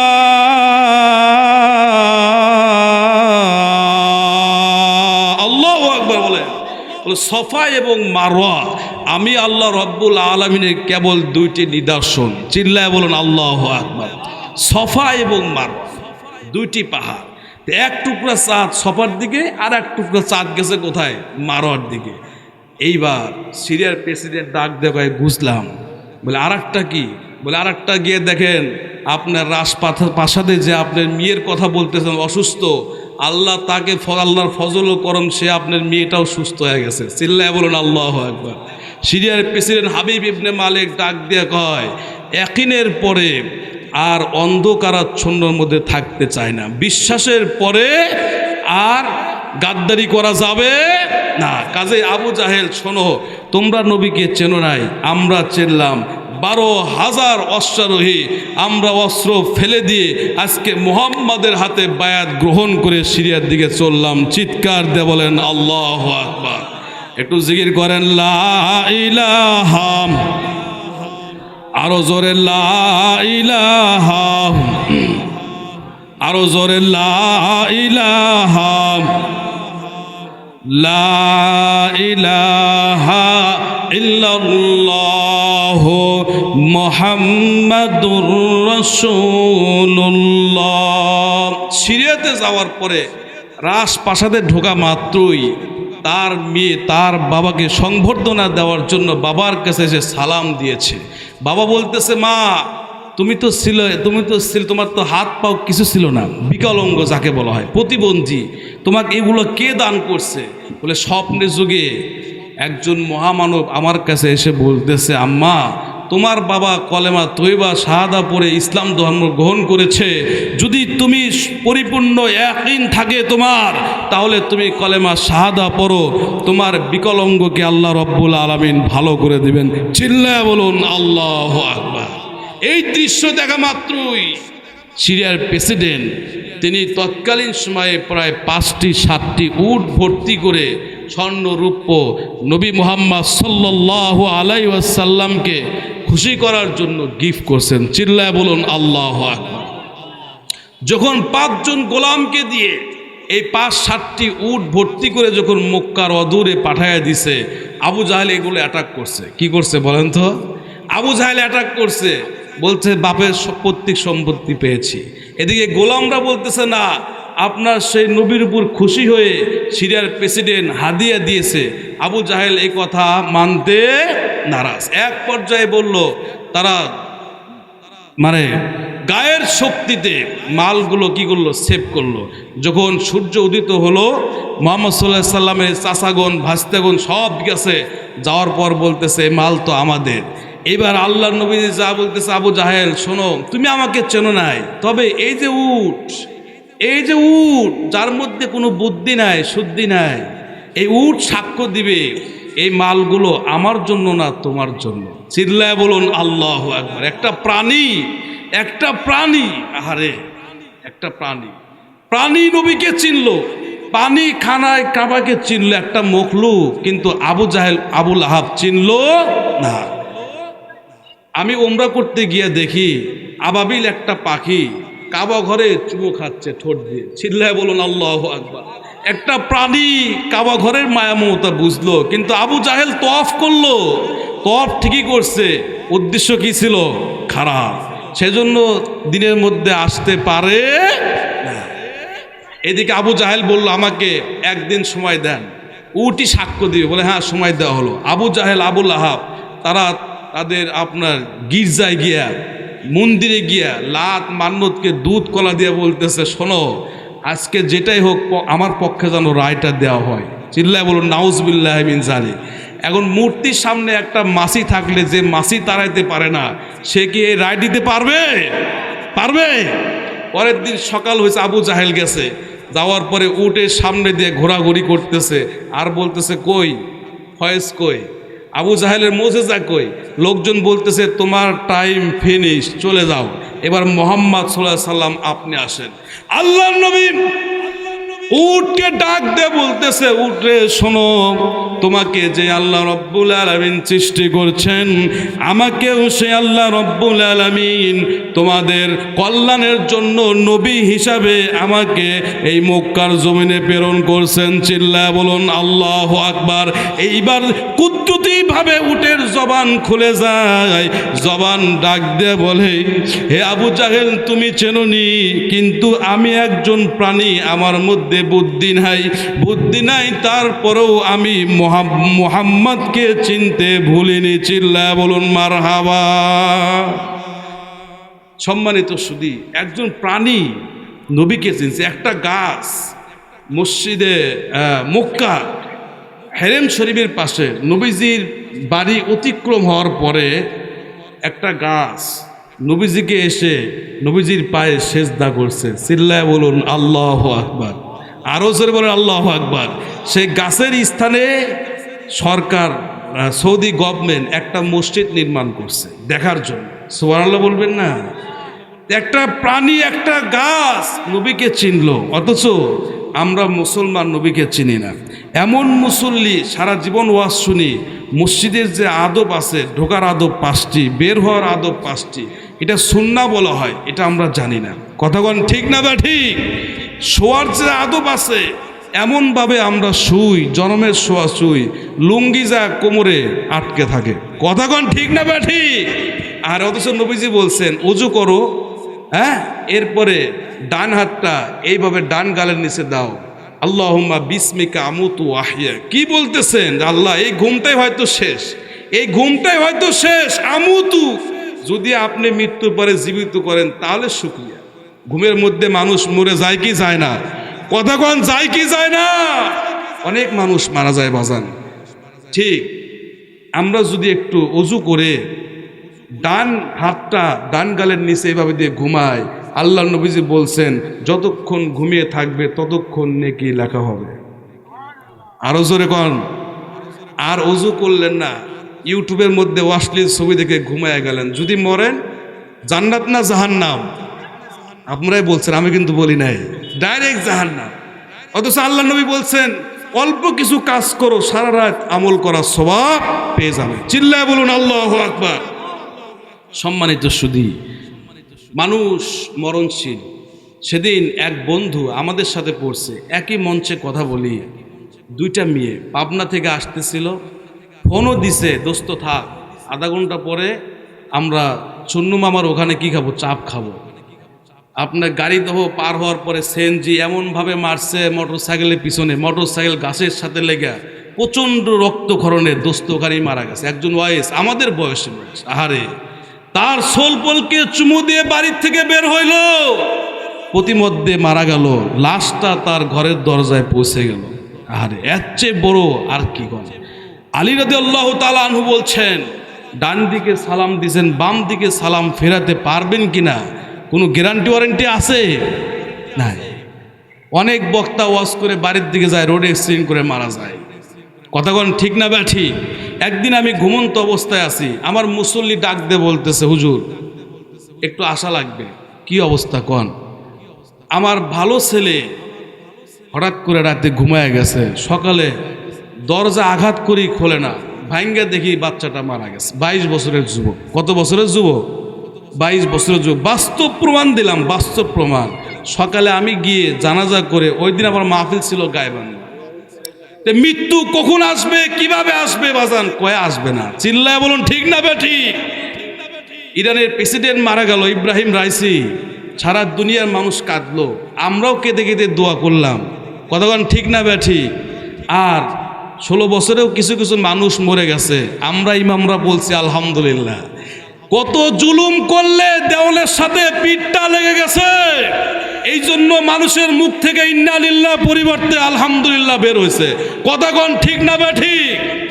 সম্মানিত সুধী, ও তোর গহনা দিন ফুম রাহিয়া যাবে, যৌবনে লাগবে ভাটি, ওই যে দেখো ডাকিতেছে তোমায় কবরের মাটি, ওই যে দেখো ডাকিতেছে তোমায় কবরের মাটি, সন্ধ্যার আগেই যেদিন ডুববে রে বেলা, এক পলকেই ভেঙ্গে যাবে সেদিন রঙ্গেরি মেলা। চিল্লায় বলুন ঠিক না বে ঠিক? সন্ধ্যার আগেই যেদিন ডুববে রে বেলা, এক পলকেই ভেঙ্গে যাবে সেদিন রঙ্গেরি মেলা। কাহারে দিবা তুমি জোহরে ধমক, কাহারে দিবা জোহরে ধমক, কার মাথায় ভাঙবা লাঠি, ওই যে দেখো ডাকিতেছে তোমায় কবরের মাটি, ওই যে দেখো ডাকিতেছে তোমায় কবরের মাটি। খবর পেয়ে আসবে আত্মীয় স্বজন, তোমারই চার পাশে বসে তারা করিবে ক্রন্দন, সাজাইবে তোমায় মোহনের মতন, সাজাইবে তোমায় মোহনের মতন, কি সুন্দর পরিপাটি, ওই যে দেখো ডাকিতেছে তোমায় কবরের মাটি, ওই যে দেখো ডাকিতেছে তোমায় কবরের মাটি। চিল্লায় বলুন মারহাবা। কাজে অনুরোধ বাজান, আজকের থেকে কমস কম 5 ওয়াক্ত নামাজ বা জামাতের সাথে আদায় করব। আপনি মারা গেলে সমাজের মানুষ কাঁদবে, ইমাম সাহেব কাঁদবে, মুয়াজ্জিন সাহেব কাঁদবে। আপনার ইমামতি করার জন্য মুয়াজ্জিন সাহেব, ইমাম সাহেব সমস্ত কাজকে উপেক্ষা করে তাড়াতাড়ি আপনার বাসায় চলে যাবে। চিল্লায় বলুন ঠিক না বা ঠিক? আপনি এমনভাবে মরলেন, মুয়াজ্জিন সাহেব কয় হুজুর কি করবো, যাবো কি যাবো না? চিন্তা করা যায়? হযরত ওমর রাদিয়াল্লাহু তাআলা আনহু ওফাত হয়েছে, মানুষ আজও গিয়ে ওমরের কবরের পাশে মানুষ দোয়া করে, সালাম দেয়। কথাগণ ঠিক না বা ঠিক? অথচ আবু জাহেল শুয়ে আছে, বাম হাত দিয়ে পাথর মেরে এবং আপনার থুতু নিক্ষেপ করে। কথাগণ ঠিক না বা ঠিক? কাজেই মৌতটা আমি দোয়া করি এমনভাবে আল্লাহ তাআলা আমাদেরকে আফজাল মৌত দেন, উত্তম মৌত, যেই মৌতের পরে আসমান জমিন গ্রহ নক্ষত্র সমাজের মানুষ ছোট বড় কিশোর কিশোরী তরুণ তরুণী সবাই আমাদের জন্য কাঁদবে। বলেন ইনশাআল্লাহ। আল্লাহর নবীজি, মা ও বোনেরা কানটা খাড়া করে শুনেন, আল্লাহর নবীজি যখন খাদিজাতুল কুবরা রাদিয়াল্লাহু তাআলা আনহাকে বললেন, খাদিজা তুমি আমার সাথে, আমি তোমার সাথে প্রায় 15টি বছর 20টি বছর জীবন সঙ্গিনী হিসাবে সংসার পরিচালনা করলাম, আমি কেমন মানুষ, আমার চরিত্র কেমন তুমি জানো, কাজেই আমি তোমাকে দাওয়াত দিলাম আমার প্রতি ঈমান আনো, এক আল্লাহর প্রতি ঈমান আনো। চিল্লায় বলুন আল্লাহু আকবার। হযরত খাদিজাতুল কুবরা রাদিয়াল্লাহু তাআলা আনহু সঙ্গে সঙ্গে বললেন, লা ইলাহা ইল্লাল্লাহু মুহাম্মাদুর রাসূলুল্লাহ। জিবরাইল আলাইহিস সালাম আল্লাহর নবীজি গভীর ধ্যানে হেরাই গুহায়, সেই চূড়ার নিচে একটা সুন্দর জায়গা আছে, পাথর রাখা আছে, একটু ফাঁকা স্থান, নবীজি ওখানে গভীরভাবে ধ্যান করতেছে। বাজান মা ও বোনেরা কথাগুলো খুব খেয়াল করে শুনবেন, কাজে লাগবে আশা করি। আল্লাহর নবীজি ধ্যান করা অবস্থায় জিবরাইল আলাইহিস সালাম নবীর কাছে আসেন, আশা বলতেছে, ইয়া রাসূলুল্লাহ, ইয়া হাবিবাল্লাহ, মনে হচ্ছে আপনার চেহারাটা মলিন হয়ে গেছে, আপনি খুবই চিন্তিত, খুবই পেরেশান, আপনাকে এরকম মনে হচ্ছে। আল্লাহ নবীজি জিবরাইলকে ডাক দিয়ে বললেন, জিবরাইল রে, এই জগতে আমি আর আমার স্ত্রী মুসলমান ছাড়া তৃতীয় কোনো মুসলমান ব্যক্তি নাই, এই চিন্তায় আমি একটু বিচলিত হচ্ছে, কিভাবে ইসলামকে প্রচার করা যায়। চিল্লায় বলুন মারহাবা। জিবরাইল আলাইহিস সালাম আল্লাহর নবীকে ডাক দিয়ে বললেন, ইয়া রাসূলুল্লাহ, ইয়া হাবিবাল্লাহ, ওই যে পাহাড়ের সেই নিচ দিয়ে আপনার স্ত্রী খাদিজাতুল কুবরা আসতেছে, আমার আর থাকার সময় নাই, তবে আপনি খাদিজাকে একটা কথা বলে দিবেন, আমার মুখ থেকে একটা কথা আপনাকে শোনায় দিই, আল্লাহ রব্বুল আলামিন আপনার স্ত্রীকে আম্মাজান খাদিজাকে স্বয়ং আল্লাহ তাআলা সালাম দিয়েছেন। চিল্লায় বলুন মারহাবা। আল্লাহ রব্বুল আলামিন বলছেন, ইয়া রাসূলুল্লাহ, ইয়া হাবিবাল্লাহ, আমি আপনাকে বলে দিলাম, আকাশের নিচে জমিনের উপরে আপনার জীবন সঙ্গিনী খাদিজার চেয়ে উত্তম আর কোনো মহিলা নাই। চিল্লায় বলুন মারহাবা। আরে এখন এমন মহিলা, স্বামী মনে করেন যে বাজারে থাকে, ভয়ে ঘরে যায় না। কথাগণ ঠিক না ঠিক? কারণ মহিলার মধ্যে তো দিন নাই, নামাজ নাই, পর্দা নাই, পুশিদা নাই, কিচ্ছু নাই। হ্যাঁ, হযরত ফাতেমা রাদিয়াল্লাহু তাআলা 4 জন মহিলা সবচেয়ে সম্মানী ব্যক্তি, তার 1 নম্বর হলো খাদিজাতুল কুবরা রাদিয়াল্লাহু তাআলা আনহা, হযরত আসিয়া রাদিয়াল্লাহু তাআলা আনহা, সুমাইয়া রাদিয়াল্লাহু তাআলা আনহা, ফাতেমাতুজ জোহরা রাদিয়াল্লাহু তাআলা আনহা। চিৎকার দিয়ে বলেন আল্লাহু আকবার। এই মহিলা একদিন নয়, 2 দিন নয়, 3 দিন নয়, যেখানে আমার মতো যুবক প্রায় সুন্দর রাস্তা করে দিছে, সেই হেরা গুহায় উঠতে 1 ঘন্টা সময় লাগছে। খাদিজা রাদিয়াল্লাহু তাআলা আনহু এইভাবে খাবার নিয়ে, প্রত্যেক দিন খাবার নিয়ে হেরা গুহার চূড়ায় উঠে নবীকে সুন্দর করে নিজ হাতে খাবার নবীকে খাওয়ায় দিয়েছেন। চিল্লায় বলুন মারহাবা। আল্লাহ নবীজি ডাক ডাক দিয়ে বললেন, খাদিজা রে, আজকে তোমাকে একটা খুশির সংবাদ তোমাকে জানায়া দেই, কারণ এই মুহূর্তে জিবরাইল আলাইহিস সালাম আমার কাছ থেকে চলে গেছে। আর জিবরাইল বলতেছে, ইয়া রাসূলুল্লাহ, ইয়া হাবিবাল্লাহ, আল্লাহ রাব্বুল আলামিন তোমাকে সালাম জানাইছে। চিল্লায়া বলুন মারহাবা। খাদিজা রাদিয়াল্লাহু তাআলা আনহা নবীকে ডাক দিয়ে বলে, ইয়া রাসূলুল্লাহ, ইয়া হাবিবাল্লাহ, আল্লাহ সালামের জবাব কিভাবে দেয় আমার তো জানা নাই। আল্লাহ নবীজি ডাক দিয়ে বললেন, 2 রাকাত সালাত আদায় করো আর আল্লাহ রাব্বুল আলামিনের শুকরিয়া আদায় করো। চিল্লায়া বলুন মারহাবা। খাদিজাতুল কুবরা রাদিয়াল্লাহু তাআলা আনহা তিনি একদিন ঘরের মধ্যে ফাতেমা রাদিয়াল্লাহু তাআলা আনহা এই কথা বলার পরে খাদিজাতুল কুবরা রাদিয়াল্লাহু তাআলা আনহা ডাক দিয়ে বলে, ফাতেমা রে, এই চোখের পানি এটা কিসের পানি? একমাত্র তোমার বাবা পয়গম্বর আরবি সারা দুনিয়ার কোন মানুষ আর বুঝবে না। কাজেই তোমার বাবাকে ডেকে নিয়ে আসো, তোমার বাবার কাছে আমি কিছু কথা বলবো। আল্লাহর নবীজি পাহাড় থেকে যখন নেমে বাসায় যখন চলে গেছেন, খাদিজাতুল কুবরা রাদিয়াল্লাহু তাআলা আনহাকে ডাক দিয়ে বললেন, খাদিজা রে, তোমার চোখে কখনো আমি পানি দেখি নাই, আজকে কেন পানি? খাদিজা রাদিয়াল্লাহু তাআলা আনহা ডাক দিয়ে বললেন, পানির স্বামী রে, ইয়া রাসূলুল্লাহ, ইয়া হাবিবাল্লাহ, আমার শরীরের কন্ডিশন ভালো না, মনে হয় দুনিয়াতে আমি আর বেশি দিন বাঁচব না। তবে আজকে আমি আপনার কাছে কিছু কথা বলতে চাই, আর আপনি যদি আমার ওয়াদা যদি পূরণ করতে পারেন তাহলে আমি অত্যন্ত বড় খুশি হয়ে যাব। চিল্লায় বলুন মারহাবা। আল্লাহ নবী বললেন, খাদিজা রে, তোমার জন্য আমি সব দিতে পারি। চিল্লায় বলুন আল্লাহু আকবার। কারণ তোমার উপর স্বয়ং আল্লাহ খুশি, আমি রাসূলও তোমার উপর খুশি। চিল্লায় বলুন মারহাবা। বলে, কিচ্ছু চাই না, সব তো আপনার জন্য আমি অফ করে দিয়েছি, দিনের জন্য আল্লাহ সন্তুষ্টির্থে সব দিয়েছি।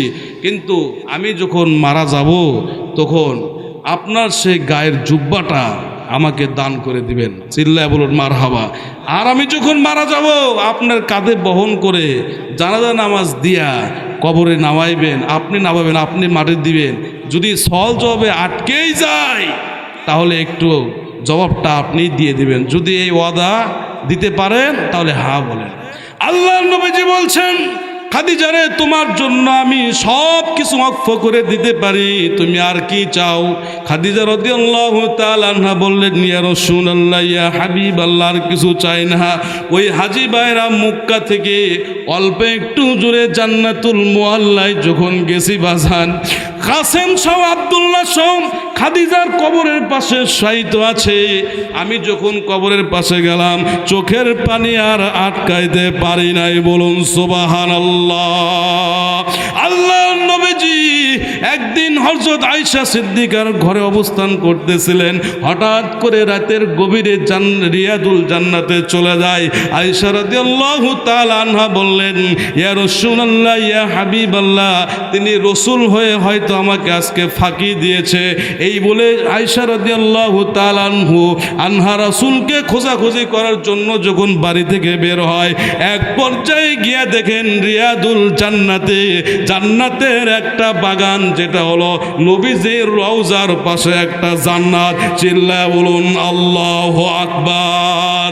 আয়েশা রাদিয়াল্লাহু তাআলা আনহা দেখেন নবীজি রিয়াদুল জান্নাতের মধ্যে হাত তুলে আম্মাজান খাদিজাতুল কুবরার জন্য দোয়া করে, আল্লাহ, কিয়ামতের মাঠে যখন পিতা পুত্রকে চিনবে না, মা তার সন্তানকে চিনবে না, ওই সময় যেন আমি আমার খাদিজাকে ভুলে না যাই। সুবহানাল্লাহ বলে। একজন স্বামী তার ওয়াইফের প্রতি কতটুকু সন্তুষ্ট হলে জান্নাতের বাগানে গিয়ে দোয়া দেয়। সম্মানিত সুধী মা ও বোনেরা, আপনারা স্বামীর খেদমত করেন, 5 ওয়াক্ত নামাজ পড়েন, পর্দা পুশিদা মতো চলেন। আল্লাহকে খাদিজা, আল্লাহ আপনাদেরকে খাদিজা এবং ফাতেমার সাথে এক কাতারে জান্নাতে থাকার মতো স্থান দিয়ে দিবেন। চিল্লায় বলুন আল্লাহু আকবার। সম্মানিত সুধী, খাদিজার ইন্তেকালের পর নবীজি তাই করলেন, জুব্বা দিয়ে দিলেন, গোসল করায় দিলেন, জানাজা নামাজ দিলেন, এরপরে জান্নাতুল মুআল্লায় কি করলেন? দাফন করলেন। দাফন করার পর কবর থেকে আর যায় না। আবু বকর বলতেছি ইয়া রাসূলুল্লাহ হাবিবাল্লাহ, কবরে থাকার তো নিয়ম নাই, চলেন। আল্লাহর নবী ডাক দিয়ে বলে, আবু বকর আমি তো খাদিজার সাথে ওয়াদাবদ্ধ, আমি এখন যাব না, তুমি যাও। জিবরাইল আলাইহিস সালাম ডাক দিয়ে বলছি ইয়া রাসূলুল্লাহ ইয়া হাবিবাল্লাহ, খাদিজার প্রশ্নের জবাব স্বয়ং আল্লাহ তাআলা ফেরেশতাদেরকে দিয়েছে। চিল্লায়া বলুন মারহাবা।